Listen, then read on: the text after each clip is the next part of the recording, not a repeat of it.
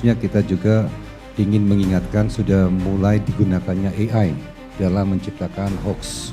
Beredar video dengan narasi detik-detik air laut hilang secara misterius.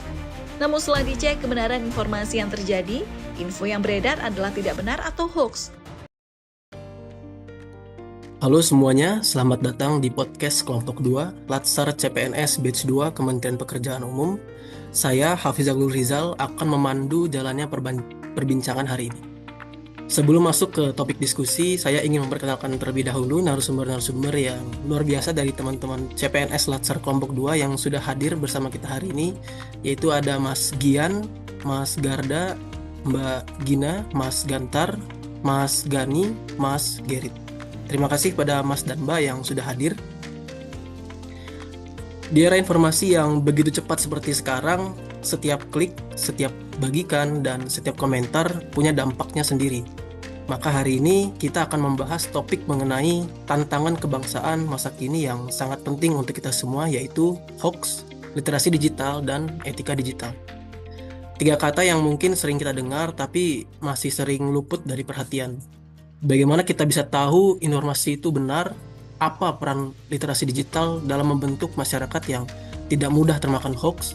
Dan apa saja batasan etika yang harus kita jaga dalam berinteraksi di ruang digital?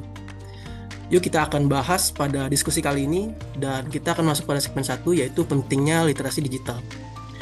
Di sini saya sudah bersama dengan Mas Garda dan Mbak Gian. Saya ke Mas Garda terlebih dahulu. Mas Garda, di tengah banjir informasi digital, tidak semua yang kita baca itu benar. Hoax menyebar cepat dan kadang sulit dibedakan dari fakta. Nah, seberapa penting kemampuan memilah informasi di era digital seperti sekarang ini? Oke, terima kasih Mas Hafiz. Sebelumnya apakah suara saya masuk? Ya, masuk. Oke. Kalau kita lihat laporan Indeks Literasi Digital Indonesia tahun 2024 dari Kominfo, skor nasional Indonesia ini kita ada di angka 3,78 dari 5. Artinya kemampuan literasi digital masyarakat kita itu masih di level sedang, belum tinggi. Nah, salah satu aspek yang paling lemah justru kemampuan buat ngecek dan milih informasinya nih. Padahal sekarang ini kita hidup di era yang serba digital, di mana informasi itu datang dari mana-mana. Bisa dari media sosial, grup WhatsApp, keluarga, sampai konten viral yang belum tentu jelas sumbernya. Siapa aja bisa nyebar info, tapi nggak semua info itu benar kan. Nah, kalau kita nggak bisa milih mana yang benar dan mana yang salah, bisa-bisa kita malah ikut nyebarin hoax atau informasi itu tanpa sadar. Kemampuan buat milih informasi itu penting banget, karena itu bagian dari literasi digital juga. Kita perlu bisa cek sumbernya, lihat konteksnya, dan mikir kritis sebelum percaya atau nyebarin sesuatu info itu. Jadi menurutku kemampuan ini udah bukan cuma skill tambahan aja, tapi jadi semacam modal dasar buat kita survive di dunia digital. Biar nggak gampang dibodohi, nggak gampang terprovokasi, dan ikut jaga ruang digital tetap sehat dan positif. Menurutku gitu sih Mas. Ya, yang disampaikan oleh Mas Garda ini benar sekali ya. Karena di era digital ini memang sangat berbahaya sekali dampak dari banyaknya informasi yang akan dijumpai di media sosial. Kalau menurut saya melihat pentingnya kemampuan memilah informasi ini juga punya dampak yang kuat ya bagi proses dalam pengembangan diri seseorang. Kalau kita lihat di tingkat global ya, wacana penggunaan digital ini sangat meningkat drastis sejak dari wabah COVID-19 di tahun 2020 yang lalu. Nah, dan sejak saat itu memang penyebab terjadinya proses yang saat ini dikenal sebagai percepatan transformasi era digital. Nah, untuk percepatan transformasi digital ini sangat mempengaruhi di berbagai lapisan masyarakat ya, terutama dalam bidang kehidupan sehari-hari, mulai dari pendidikan, pekerjaan, dan medis, dan masih banyak lagi. Jadi saya ingin mengatakan bahwa bagi seorang individu, kemampuan memilah informasi digital ini menjadi sangat krusial. Karena sekarang dengan banyaknya informasi yang bisa digunakan di kehidupan sehari-hari, memilih informasi yang tepat akan memperlancar pengembangan diri agar tidak tertinggal dari perkembangan skala global. Itu menurut saya. Oke, saya ke Mas Gian lagi nih. literasi digital ini kan tak hanya dibentuk dari sekolah dan internet ya, tapi juga dari keseharian kita. Nah, kalau menurut Mas Gian sendiri nih, bagaimana sih peran keluarga dan lingkungan sekitar dalam membentuk literasi digital ini? Baik, terima kasih Mas Hafiz. Eh, Jika kita berbicara tentang bagaimana peran keluarga maupun lingkungan sekitar itu ya, saya rasa yang pertama akan bersinggungan apakah kesenjangan literasi digital saat ini itu masih tinggi atau tidak. Ya, karena lingkungan dengan tingkat kesenjangan literasi yang masih tinggi itu akan berdampak pada terbatasnya kemampuan individu, ya, baik dalam keluarga maupun masyarakat.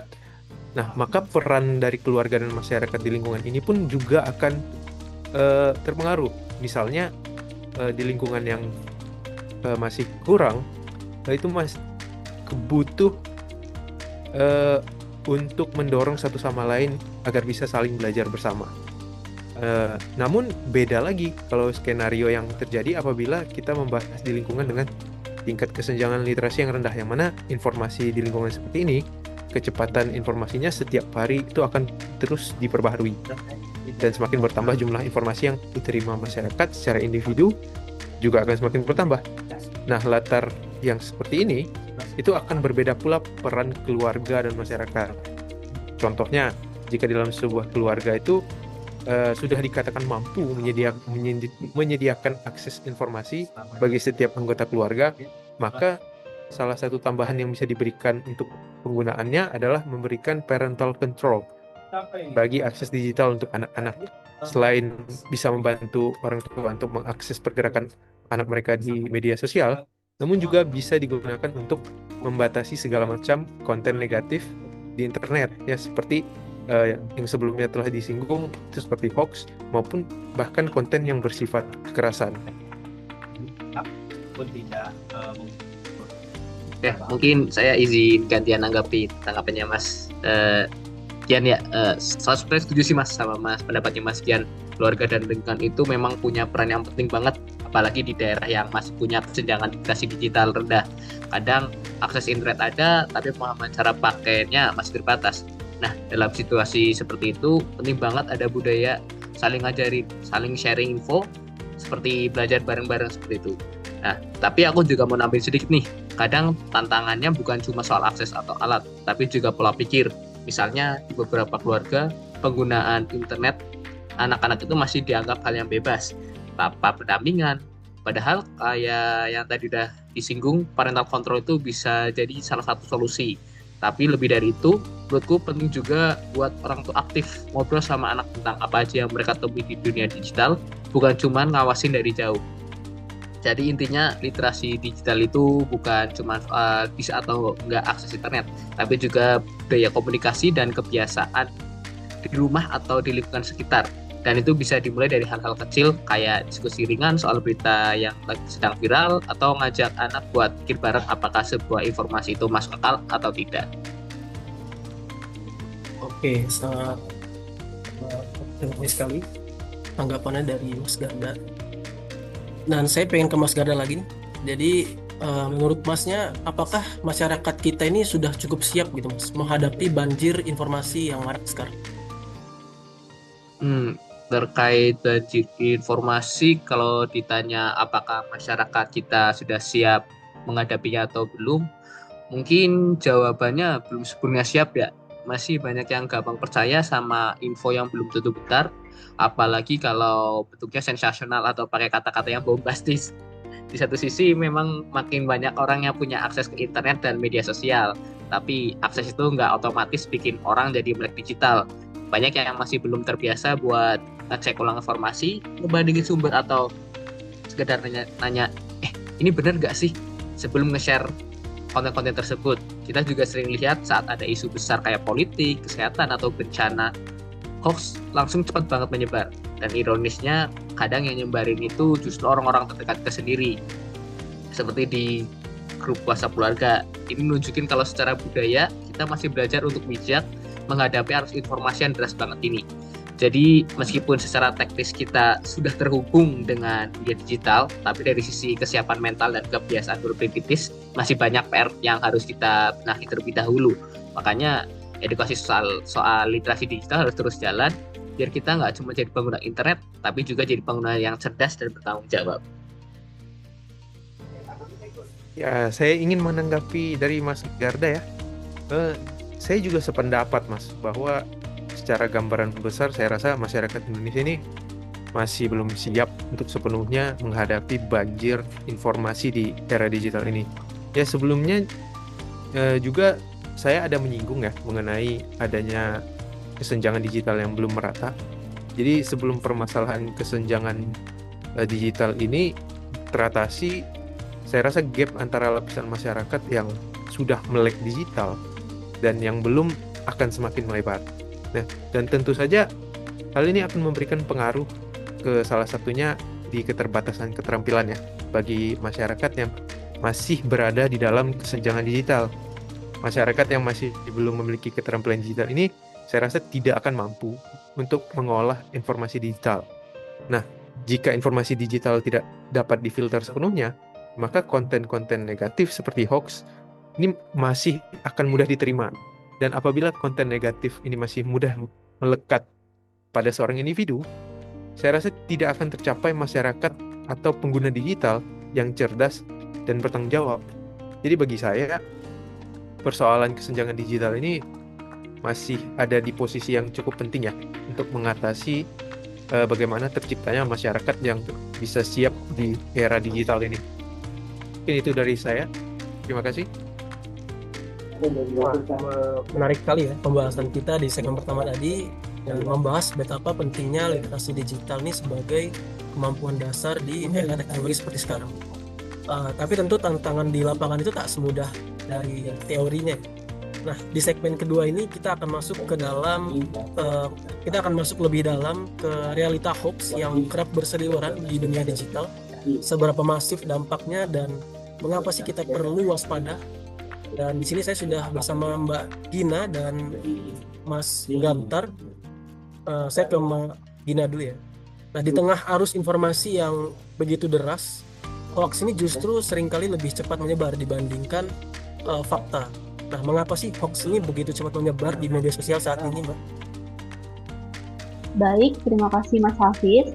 Hal ini berkaitan dengan literasi digital yang sudah dibahas sama Mas Garda dan Mas Gian di segmen sebelumnya. Kenapa? Karena hoax menyebar begitu cepat di media sosial karena adanya celah dalam literasi digital masyarakat Indonesia saat ini. Konten sensasional dan emosional itu lebih cepat viral karena banyak netizen yang lebih tertarik pada drama atau plan aneh dibanding pada fakta yang biasa aja. Ditambah lagi, algoritma media sosial sering memprioritaskan konten yang memicu interaksi tinggi, sehingga hoax dengan narasi provokatif lebih mudah menjadi viral. Selain itu, para netizen juga cenderung lebih mudah percaya pada informasi yang sesuai dengan keyakinan dirinya. Gampangnya nih, kita lebih percaya sama hal yang udah sesuai sama pikiran kita.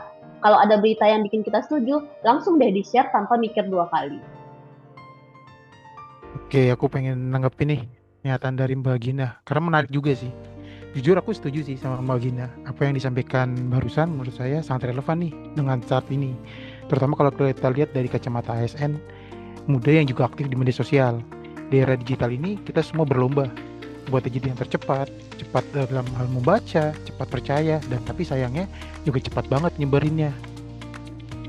Padahal kemampuan untuk berhenti sejenak dan berpikir kritis itu jadi kunci loh di era digital saat ini. Literasi digital bukan cuma soal tahu cara pakai teknologi, tapi juga soal tanggung jawab dalam memperlakukan informasi.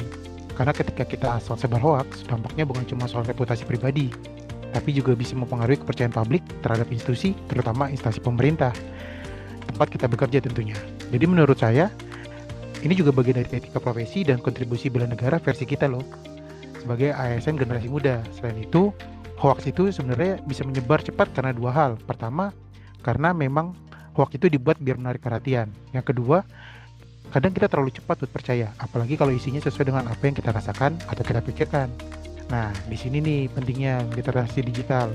Kita butuh kebiasaan buat ngerem dulu sebelum nge-share. Nanya dulu dalam diri kita, ini benar nggak ya? Atau sumbernya valid nggak ya? Nah, karena kalau kita asal sebar, kita bisa jadi bagian dari masalah tersebut nih.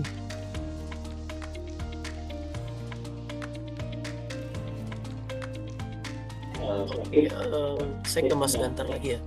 Nah, menurut Mas nih, apa sih Mas dampak terbesar dari hoax terhadap masyarakat ini? Oke, makasih Mas Hafiz. Kalau menurut saya nih dampak yang paling terasa banget nih dari hoax, apalagi untuk masyarakat ya, itu apalagi dengan masyarakat Indonesia yang bisa dibilang beraneka ragam, mulai dari suku, agama, budaya, itu bisa jadi hal yang gampang membuat terpecah belah nih. Hoax sering banget ngangkat isu-isu yang sensitif, kayak agama, politik, kesehatan, dan ini bisa bikin satu sama lain jadi saling curiga. Akibatnya kepercayaan antar warga bisa hilang. Bahkan kepercayaan ke pemerintah atau lembaga resmi pun pasti akan ikut berdampak gitu loh. Kalau ini terus dibiarin bisa merusak rasa persatuan dalam bangsa dan negara. Jadi sebenarnya hoax itu bukan sekedar masalah informasi palsu, tapi bisa berdampak langsung ke kehidupan sosial kita ya. Itu Mas Hafiz. Nah, betul banget nih Mas Gantar. Hoax bukan lagi sekedar berita bohong yang tidak berbahaya. Udah jauh lebih dalam daripada itu. Hoax semacam strategi perang digital untuk memecah belah kita. Saat ini, hoax itu udah kayak virus di dunia digital. Begitu menyebar, dia nggak cuma bikin kita salah paham, tapi juga merusak sistem kekebalan sosial kita. Yang awalnya toleran bisa jadi intoleran, dan yang tadinya bersatu jadi terpecah. Bayangin deh, kita jadi ragu sama semua hal, dari media, pemerintah, sampai teman sendiri. Medsos yang seharusnya jadi tempat buat connect, malah jadi ladang buat adu domba. Akhirnya yang ada cuma drama, perpecahan, dan kita jadi gampang diatur sama orang yang nyebarin hoax itu. Makanya, literasi digital itu penting banget. Bukan cuma buat diri kita sendiri, tapi juga buat melindungi seluruh ekosistem sosial kita dari perpecahan tadi gitu. Gitu Mas Hafiz. Oke, saya ke Mbak Gina lagi ya. Bagaimana sih Mbak seharusnya kita bersikap saat menerima informasi yang sekiranya itu meragukan? Oke, terima kasih Mas Hafiz. Nih pertama, kalau kita dapat info yang bikin ragu, jangan langsung di-share ya teman-teman. Hoax itu sengaja dibuat biar kita emosi. Jadi ambil jeda sejenak untuk menenangkan diri. Nah, jeda yang sebentar ini adalah pertahanan pertama kita dari penyebaran informasi yang menyesatkan. Setelah itu, cek dulu kebenarannya. Cari tahu di media yang terpercaya atau situs resmi pemerintah. Kalau infonya cuma ada di satu sumber yang nggak jelas, itu udah red flag banget. Penting banget nih untuk memastikan info itu valid sebelum kita ambil tindakan. Nah, kalau udah tahu suatu info itu hoax, jangan di-share. Mending kasih tahu orang yang nge-share dengan sopan dan laporkan konten tersebut ke platform media sosial untuk mencegah penyebaran yang lebih luas. Nah, sikap proaktif ini menunjukkan tanggung jawab kita dalam menjaga lingkungan digital yang sehat dan terhindar dari disinformasi. Nah, bener banget nih apa yang disampaikan sama Bagina tadi. Apa yang disampaikan sama Bagina tadi itu sangat penting banget, terutama soal menahan diri Bagina. Karena seringkali yang bikin hoax menyebar itu bukan niat jahat, tapi karena kita yang terlalu terburu-buru. Sebagai ASN muda, saya rasa kita punya peran untuk jadi contoh nih dalam bersikap kritis dan bijak di ruang digital. Nggak perlu langsung menyerang debat ataupun menyerang satu sama lain. Cukup mulai dari langkah sederhana, cek ulang, tahan jempol, dan bantu edukasi orang sekitar kita. Karena kalau bukan kita yang memulai, siapa lagi? Dan kalau kita terus diam atau ikut menyebarkan, ya ruang digital kita akan makin bising dan membingungkan. Jadi benar apa kata Dina. Sikap proaktif dan bijak itu bukan cuma pilihan, tapi bagian dari tanggung jawab kita bersama. Mungkin segitu aja sih Mas Hafiz. Baik, terima kasih atas pendapatnya Mbak Gina dan Mas Gantar. Sekarang kita masuk ke segmen ketiga. Segmen kedua tadi telah membuka mata kita tentang bagaimana sih hoax itu menyebar dan memengaruhi masyarakat di era digital ini. Tapi memahami realitas saja itu belum cukup ya. Di tengah derasnya arus informasi, kita juga dituntut untuk bersikap bijak.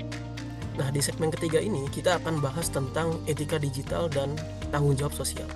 Hal-hal yang menjadi fondasi penting agar kita tidak hanya jadi pengguna, tapi juga warga digital yang bertanggung jawab. Nah, saya di sini sudah bersama dengan Mas Ganinggar dan juga Mas Gerit. Mas Ganinggar, di era kebebasan berekspresi seperti sekarang ini, batas antara menyampaikan pendapat dan melanggar etika itu seringkali menjadi kabur. Nah, menurut Masnya, apakah menyebarkan informasi tanpa cek fakta itu termasuk pelanggaran etika? Nah, bagaimana sih membedakan etika dan ekspresi? Iya, suara saya terdengar jelas ya Mas? terdengar. Iya. Ya menurut saya bagus banget ya pertanyaannya Mas Hafiz ini. Sebagai CPNS sih memang harus kritis seperti itu ya.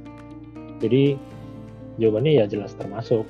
Jadi di era digital seperti sekarang menyebarkan informasi tanpa verifikasi itu kan bukan cuma ceroboh ya, tapi juga bentuk pelanggaran etika karena informasi yang nggak diverifikasi itu jelas bisa merugikan orang lain, bahkan institusi juga negara. Nah dalam konteks ASN menyebarkan info tanpa cek fakta itu bisa mencoreng citra instansi dan menurunkan kepercayaan publik. Jadi etika digital itu menurut kita untuk bertanggung jawab atas setiap kata yang kita sebarkan, bukan cuma niat baik di baliknya aja. Kadang kan kita menyebarkan karena ingin membantu gitu kan ya, tapi tanpa fakta, niat baik ini malah bisa berubah jadi bumerang.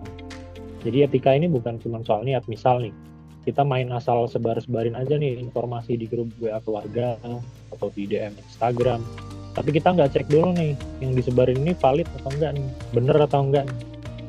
Jadi bukan cuma soal niat ya, tapi juga soal dampaknya ini gimana gitu. Bahkan kalau kita nggak bermaksud menyesatkan sekalipun, tapi dengan menyebarkan informasi yang belum terverifikasi ini tetap bisa menimbulkan kerugian sosial. Nah maka dari itu cek fakta ini bukan sekedar prosedur, tapi juga bentuk ya penghormatan lah terhadap kebenaran dan integritas. Terus pertanyaan selanjutnya kan gimana nih bedainnya dengan ekspresi, di mana sih batasnya gitu. Ya mungkin di pikiran kita kan seperti ini ya. Kalau saya hanya menyampaikan pendapat pribadi, kenapa harus takut? Katanya demokrasi menjamin kebebasan berekspresi nih. Iya betul gitu. Tapi coba dipahami lebih dalam. Ekspresi itu hak sih nih. Tapi etika itu juga tanggung jawab. Contoh kasusnya aja nih. Ya misalnya ada CPNS atau ya masyarakat umum lah yang nulis di sosmed ya, Twitter atau Instagram. Soalnya kebijakan A, B, C ini nggak masuk akal nih, kayak asal-asalan banget. Ya, itu kan salah satu bentuk ekspresi ya. Bagus, komentarnya jujur, tapi bahasanya ini emosional. Jadi tanpa disadari dia membuka ruang interpretasi negatif terhadap instansi tempatnya bekerja. Padahal niatnya dia mungkin cuma ingin berdiskusi aja gitu. Jadi balik lagi, ketika digital itu sebenarnya bukan berarti kita jangan ngomong ya, kita harus bungkam, nggak boleh ngomong tuh nggak. Tapi soal gimana kita ngomong, gimana bisa tetap kritis, tetap vokal, tetap berani, asal dengan kelas. Karena ekspresi yang beretika justru lebih kuat kan Pak. Dia nggak cuma didengar, tapi juga dihargai oleh orang lain. Oke, ya, aku jujur sangat setuju banget ya sama yang disampaikan sama Mas Janinggar, dan memang perspektifnya luas, apalagi kita ya sebagai calon ASN. Aku setuju banget karena yang disampaikan Mas Janinggar ini di era digital kayak sekarang ya, yang kita alami sekarang, emang gampang banget ya buat ngeblur antara kebebasan berekspresi dan pelanggaran etika. Dan disinilah pentingnya kita sebagai ASN sadar posisi. Kita tahu bukan cuma warga biasa, tapi juga wajah dari instansi pemerintah. Yang paling ngena buatku adalah kalimat ekspresi itu hak, etika itu tanggung jawab. Keren banget. Karena ya pas kita ngomong di media sosial, apalagi kalau orang udah tahu kita ASN, yang dinilai itu nggak cuma pendapat kita aja, tapi juga cara kita menyampaikan. Menurutku sih kebebasan berekspresi itu tetap penting, tapi bukan berarti kita bisa asal cuap tanpa mikir dampaknya. Justru sebagai ASN, standar kita harus lebih tinggi. Bukan buat ngeredam suara, tapi biar suara kita punya arah, tetap kritis, tetap tegas, tapi dengan cara yang elegan dan bertanggung jawab. Soalnya, ekspresi yang beretika itu bukan cuma bikin kita aman, tapi juga bisa jadi contoh positif buat orang lain. Dan itu menurutku jauh lebih powerful dibanding asal cuap. Itu dari pandanganku. Terima kasih. Mungkin kembali lagi ke Mas Hafiz. Oke Mas Gerit. Ngomong-ngomong soal ASN nih, menurut Mas Gerit sendiri, itu kenapa sih kita sebagai ASN itu harus menjaga etika digital dan tanggung jawab sosial? Dan bagaimana sih jika kita tidak menjaga itu? Ya, terima kasih pertanyaan Mas Hafiz. Nah, ini karena kita juga sebagai calon ASN dan juga akan menjadi ASN, kita tuh nggak cuma kerja di balik meja atau ngurus dokumen doang ataupun rapat-rapat doang. Kita juga harus secara nggak langsung bawa nama baik negara bahkan dalam kehidupan kita sehari-hari termasuk di dunia digital. Makanya penting banget buat jaga etika digital dan tanggung jawab sosial. Soalnya apapun yang kita posting, komentarin, atau share di media sosial itu bisa banget dilihat bisa dilihat oleh banyak orang, bahkan bisa keluarga dekat kita, teman-teman kita, dan itu benar-benar di luar kontrol kita. Kalau kita asalnya berhoax, komentar negatif tanpa dasar, atau posting hal-hal yang nggak pantas, yang kena imbasnya itu bukan cuma nama kita pribadi, tapi juga instansi tempat kita kerja. Bahkan bisa-bisa nyeret kredibilitas pemerintah secara keseluruhan. Sebagai ASN, tanggung jawab sosial kita juga beda. Kita bukan warga biasa yang bisa semuanya. Kita punya peran penting juga untuk kepercayaan publik. Kalau kita cuek dan nggak sadar peran ini, dampaknya bisa serius banget loh teman-teman. Karena bisa buat masyarakat kehilangan kepercayaan dan munculnya perpecahan opini, bahkan ganggu pelayanan publik. Dan ya, intinya jaga etika digital itu bukan cuma soal aturan doang, tapi soal kesadaran kita sebagai calon ASN bahwa setiap hal yang kita lakukan di ruang publik, termasuk digital, ada konsekuensinya. Jadi yuk teman-teman dan penonton semua, lebih bijak dan hati-hati lagi di media sosial, karena digital itu nyata dan bisa berdampak luas, apalagi kita yang bekerja di pemerintahan. Mungkin sekian dari aku. Iya, bener banget sih Mas Gerit ya. Saya jelas setuju.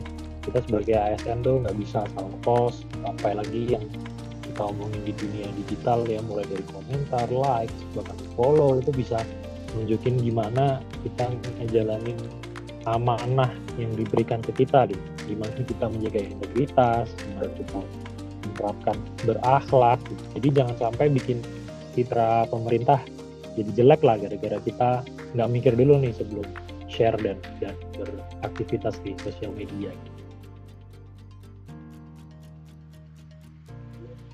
Wah, terima kasih kepada seluruh narasumber yang sudah memberikan pendapat dan komentarnya. Jadi dari seluruh diskusi pada hari ini kita bisa menyimpulkan bahwa tantangan terbesar di era digital itu bukan hanya soal banjir informasi ya, tapi juga soal bagaimana kita menyikapinya. Dan hoax itu kan menyebar tuh begitu cepat tuh bukan karena teknologi, tapi karena celah literasi dan etika kita yang belum siap sepenuhnya. Nah, literasi digital ini menjadi kunci utama untuk bertahan dan bijak di dunia digital. Namun literasinya itu nggak cukup ya. Kita juga perlu etika digital karena kebebasan berekspresi yang kita miliki ini harus diimbangi dengan tanggung jawab sosial. Apa yang kita sampaikan di ruang digital bisa berdampak besar baik secara pribadi maupun terhadap masyarakat luas, terutama bagi kita sebagai ASN. Etika digital itu menjadi cermin profesionalisme dan integritas kita sebagai pelayan publik. Jadi mari saya mengajak kepada teman-teman kita menjadi pengguna digital yang cerdas, bijak, dan bertanggung jawab. Mulai dari diri sendiri dulu, tahan jempol sebelum sebar, cek fakta sebelum percaya, dan pastikan setiap ekspresi kita punya nilai dan etika. Baik, selesai sudah diskusi kita hari ini. Kami akhiri, sekian dan terima kasih.